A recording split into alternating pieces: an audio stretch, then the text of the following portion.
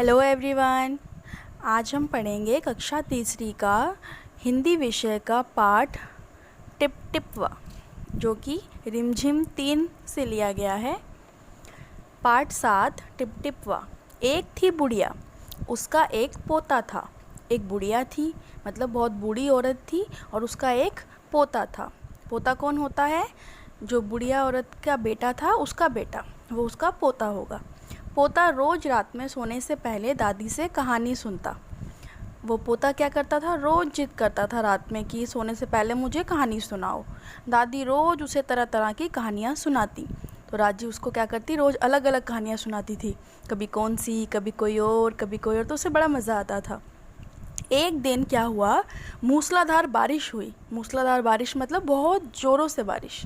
ऐसी बारिश पहले कभी नहीं हुई थी। सारा गांव बारिश से परेशान था, पूरा गांव परेशान था। बिल्कुल ऐसी बारिश पहले कभी नहीं हुई थी, बहुत ज़ोरों से बारिश हुई। बुढ़िया की झोपड़ी में पानी जगह जगह से टपक रहा था, टिप टिप टिप टिप। तो बुढ़िया की झोपड़ी थी, उसमें जो है हर तरफ पानी पानी टपक रहा था। और टिप टिप क्या होता है? पानी टपकने की आवाज़। जब पानी ऊपर से नीचे गिरता है तो कैसी आवाज़ आती है? Tip tip tip tip. इस बात से बेखबर पोता दादी की गोद में लेटा कहानी सुनने के लिए मचल रहा था। अब पोता जो है उसको तो, वो तो छोटा था, उसको नहीं पता था कि हर जगह जो है पानी पानी आज टपक रहा है झोपड़ी में। तो वो तो रोज़ की तरह जो है कहानी सुनने की बड़ी जल्दी में था कि दादी फटाफट से मुझे अपनी गोद में लिटाए और मुझे कहानी सुनाए। बुढ़िया खींचकर बोली, अरे बचवा, का कहानी सुनाए? ये टिप टिपवा से जान बचे तब ना। तो बुढ़िया जो है थोड़ा सा तंग हो जाती है, परेशान हो जाती है पोते से, और बोलती है कि बच्चे, मैं क्या कहानी सुनाऊँ आज? मुझे इस टिप टिपवा से जो है मेरी जान बचे, मेरा पीछा छूटे, तभी तो मैं तुम्हें कोई कहानी सुनाऊँ। तो पोता उठकर बैठ जाता है और पूछता है, दादी ये टिप टिपवा कौन है? तो उसको बड़ी जिज्ञासा होती है जानने में, उसको बड़ी रुचि होती है, ये टिप टिपवा कौन है? तो दादी बताती है, टिप टिपवा क्या शेर बाघ से भी बड़ा होता है? वो पूछता है, क्या टिप टिपवा इतना बड़ा है कि वो शेर बाघ से भी बड़ा है? शेर और बाघ कौन होते हैं आपको पता ही है, लायन एंड टाइगर। तो दादी छत से टपकते हुए पानी की तरफ देखकर बोली। तो दादी जो है वो छत से जो पानी टपक रहा होता है उसकी तरफ देखकर बोलती है, हाँ बचवा, ना शेरवा के डर, ना बगवा के डर, डर त डर टिपवा के डर। तो वो बोलती हैं कि हाँ बेटा, ना तो शेर से डर लगता है, ना बगवा से, सबसे ज़्यादा डर किससे लगता है? टिप टिपवा से। तो अभी तक जो है पोता, उसको नहीं पता है कि टिप टिपवा है कौन। संयोग से मुसीबत का मारा एक बाघ बारिश से बचने के लिए झोपड़ी के पीछे बैठा था। तो उनकी झोपड़ी के पीछे एक बाघ बैठा होता है जो बारिश से बच रहा था। बेचारा बाघ बारिश से घबराया हुआ था। बुढ़िया की बात सुनते ही वह और डर गया। तो वह पहले ही बारिश से डरा हुआ था बाघ, और जो बुढ़िया ने बात कही कि ना तो हमको शेर से डर लगता है, ना बाघ से, हमें तो टिप टिपवा से डर लगता है। तो इसकी बात सुन के बुढ़िया की बाघ और डर जाता है। अब यह टिप टिपवा कौन सी बला है? तो वह सोचता है, ये जो टिप टिपवा है, अब ये कौन सी मुसीबत है? ज़रूर यह कोई बड़ा जानवर है। उसने सोच लिया, ये कोई ज़रूर बड़ा जानवर है, तभी तो बुढ़िया शेर बाघ से ज़्यादा टिप टिपवा से डरती है। इससे पहले कि बाहर आकर वह मुझ पर हमला करे, मुझे ही यहाँ से भाग जाना चाहिए। तो वो सोचता है ज़रूर कोई टिप टिपवा है, वो बहुत बड़ा जानवर है, शेर और बाघ से भी ज़्यादा बड़ा है लगता है, इसलिए मुझे क्या करना चाहिए, उसके बाहर आने से पहले ही मुझे यहाँ से भाग जाना चाहिए। तो शेर ऐसे सुनकर वहाँ से भाग जाता है। बाघ ने ऐसा सोचा और चटपट वहाँ से दुम दबाकर भाग लिया। दुम दबाकर भागना क्या होता है? दुम दबाकर भाग जाना एक मुहावरा है जिसका अर्थ है डर कर चुपचाप भाग जाना। उसी गांव में एक धोबी रहता था। धोबी कौन होता है? जो कपड़े धोता है। उसी गांव में रहता था एक धोबी। वह भी बारिश से परेशान था। तो सारे गांव के लोग जो है बारिश से बड़े परेशान थे, तो धोबी भी जो है बड़ा परेशान था। आज सुबह से उसका गधा गायब था, और उसकी एक और परेशानी थी कि उसका गधा जो है सुबह से गायब था। सारा दिन वह बारिश में भीगता रहा और जगह जगह गधे को ढूंढता रहा, लेकिन वह कहीं नहीं मिला। पूरा दिन वो बारिश में भीगता रहा और अपने गधे को ढूंढता रहा, लेकिन उसको गधा कहीं भी नहीं मिलता। धोबी की पत्नी बोली, जाकर गांव के पंडित जी से क्यों नहीं पूछते? तो धोबी की पत्नी कहती है, आप जाके पंडित जी से पूछिए। जो गांव में हमारे पंडित जी हैं उनसे पूछिए, वह बड़े ज्ञानी हैं, उनको सब बातों का ज्ञान है, वो बड़े समझदार हैं, उनसे पूछिए। आगे पीछे सबके हाल की उन्हें खबर रहती है, उन्हें जो है सबके बारे में पता होता है।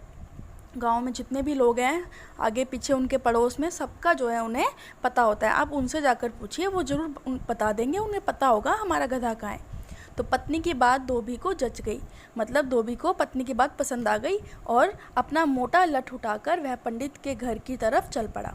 तो उसने अपना मोटा लठ उठाया, मोटी जो उसके पास लाठी थी, आप देख सकते हैं पिक्चर में उसके हाथ में है, उसने उसको उठाया और पंडित जी के घर चल पड़ा। उसने देखा कि पंडित जी के घर में जमा बारिश का पानी उलीच उलीच कर फेंक रहे थे। उसने क्या देखता है वहाँ जाकर कि पंडित जी के घर में भी पानी बहुत भर गया था बारिश का, और वो क्या कर रहे थे, उलीच उलीच कर फेंकना, मतलब जो पानी होता है उसको हाथों से या फिर किसी बर्तन की मदद से भर भर कर, जहाँ पानी भर जाता है घर में, उसको बर्तन में या पानी जो जमा पानी है उसको बर्तन में भरकर या फिर अपने हाथों से भरकर उसको बाहर फेंकना, घर के बाहर, उसे कहते हैं उलीच उलीच कर पानी फेंकना।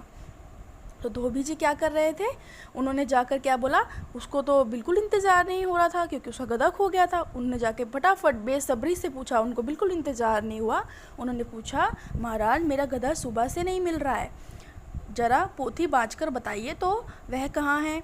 उसने कहा, फटाफट ज़रा अपनी पोथी देखिए तो, पोथी क्या होती है, मोटी मोटी किताब, अपनी मोटी मोटी किताबें देखिए तो बताइए ज़रा कि वो कहाँ है।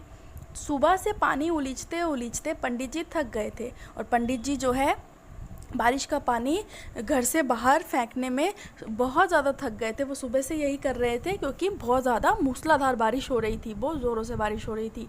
तो धोबी की बात सुनी तो वो उन्हें थोड़ा गुस्सा आ गया, झुंझला गए, मतलब वो गुस्सा हो गए थोड़े, और बोले, मेरी पोथी में तेरे गधे का पता ठिकाना लिखा है क्या, जो आ गया पूछने, अरे जाकर ढूंढ उसे किसी गड़ई पोखर में। तो उन्हें गुस्सा आ गया, उन्होंने कहा, क्या मेरी पोथी में तेरे गधे का पता लिखा होगा, तो जो तू यहाँ पर मुझसे पूछने आ गया, तू जाकर उसे कहाँ ढूंढ, गड़ई पोखर में। गड़ई पोखर क्या होता है, एक बहुत बड़ा सा गड्ढा जिसमें जो है पानी भर जाता है, वो बरसात का पानी भी हो सकता है या कोई आसपास के लोग अगर उसको पानी से भर दें तो भी, या इंग्लिश में कहेंगे पॉन्ड, ठीक है। उसमें जाकर ढूंढ अपने गधे को, वहाँ मिलेगा।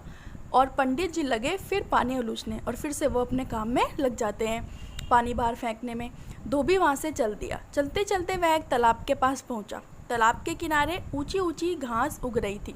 वो तालाब के किनारे पहुँच जाता है, पोखर के किनारे, जैसा कि पंडित जी ने उसे कहा कि जाकर तू गड़ई पोखर में ढूंढ। तो वो वहाँ चला जाता है और वहाँ वो क्या देखता है, तालाब के किनारे ऊंची ऊंची घास उग रही थी, बहुत बड़ी बड़ी घास उग रही थी। धोबी पास में गधे को ढूंढने लगा। तो धोबी जो है वो जो घास होती है उसमें गधे को ढूंढने लगता है। किस्मत का मारा बेचारा बाघ टिपटिपवा के डर से वहीं घास में छिपा बैठा था। और जो बाघ था, जो दादी के घर के बाहर जो है बैठा हुआ था, टिपटिपवा के डर से वो वहाँ से आ गया था और वो उस झाड़ियों में छुप कर बैठ गया था। तो क्या होता है, धोबी को लगा कि बाघ ही उसका गधा है। उसने आप देखा ना ताप, मतलब ना इधर देखा ना उधर देखा, और बाघ पर मोटा लठ बरसाने लगा, अपनी लाठी से उसको मारने लगा। तो बेचारा बाघ इस अचानक हमले से एकदम घबरा गया। तो एकदम उसके ऊपर हमला होता है बाघ के ऊपर, तो वो डर जाता है क्योंकि वो पहले से ही टिपटिपवा से डरा हुआ था। बाघ ने मनी मन सोचा, लगता है यही टिपटिपवा है। उसने सोचा यही है टिपटिपवा जो मुझसे डर नहीं रहा और मुझे मारने लग गया। आखिर इसने मुझे ढूंढ ही लिया, अब अपनी जान बचानी है तो यह जो कहे चुपचाप करते जाओ। तो उसको लगता है कि अब अगर मुझे अपनी जान बचानी है तो चुपचाप मुझे अब जो ये कहेगा मुझे वही करना पड़ेगा, क्योंकि वो उसको टिपटिपवा समझ लेता है।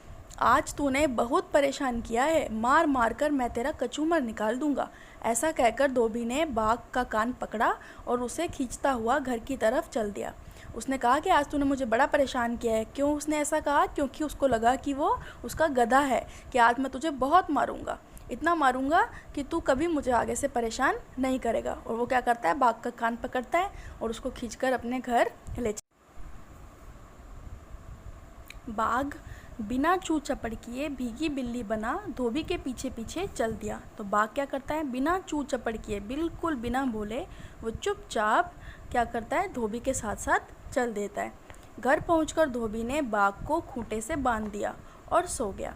घर जाकर वो क्या करता है, बाघ को खूंटे से बांध देता है। जैसे गाय को बांधते हैं, है ना, भैंस को बांधते हैं, जानवरों को बांध कर रखते हैं ना, वैसे ही खूंटे से उसने बाघ को बांध दिया और सो गया।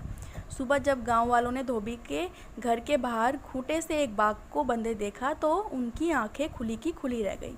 और जब सुबह हो जाती है, मूसलाधार बारिश बंद हो जाती है, तो सब गांव वाले जो है धोबी के घर बाघ को बंधा हुआ देखते हैं तो उनकी आंखें खुली की खुली रह जाती हैं, मतलब वह सारे हैरान रह जाते हैं। धन्यवाद।